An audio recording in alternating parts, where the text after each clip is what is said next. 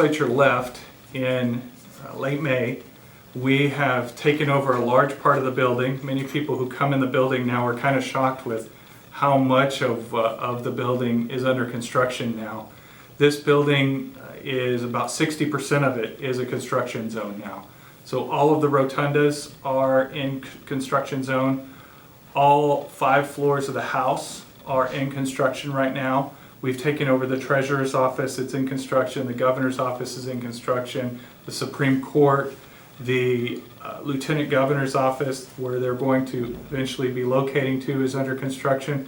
So this is by far and away the busiest legislative interim period of the whole project. There are a lot of people displaced from their offices this interim. We have House employees who are working in various conference rooms around the building, and then most of the House legislative assistants are located in the Department of Agriculture building right now.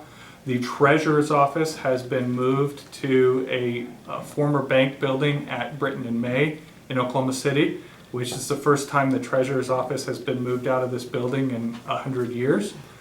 We have other agencies who are kind of working here and there.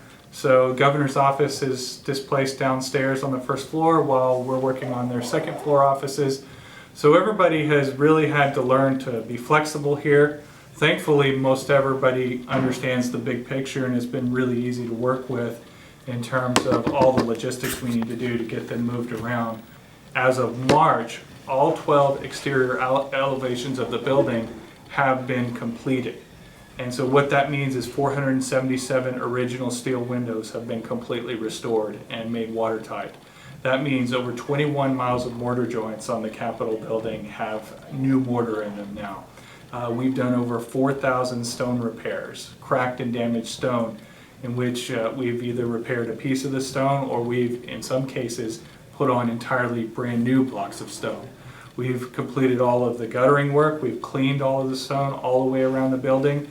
And now the final thing that we're doing on the exterior is replacing the copper roof up on the top of the Capitol. So the rotundas, we are repairing cracked and damaged plaster. So there are a few pieces of plaster all throughout the rotundas that if you look at them closely you can see cracks in them, and you can see damage. You can see damage to the plaster walls. So we will be going through and making all of those repairs.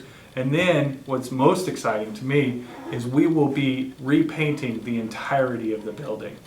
One of the interesting things historically about this building is they had to make some cost-cutting measures, even at the very first part of construction, in order to meet their $1.5 million budget. They didn't paint the building appropriately. So over time it's been painted, but a lot of times it's been with art students who, while well-meaning, it hasn't been painted in the way that the building should have had if you compare it to other capitals across the country. So we've enlisted the help of an historic paint consultant, Evergreen Architectural Arts.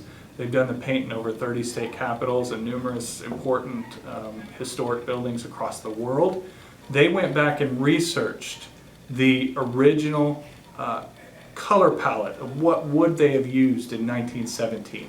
And so now we're going to be implementing that throughout the building. There'll be a multitude of colors. So you'll see a much more varied color palette than you have in the building right now.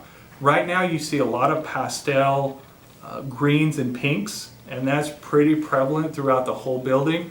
Now you're going to see hues of blue and gold and reds and pinks and a variety of colors that are really going to complement the colors that are already in the dome that were put on in 2002, but also filter throughout the rest of the building to really bring out the characteristics in the plaster.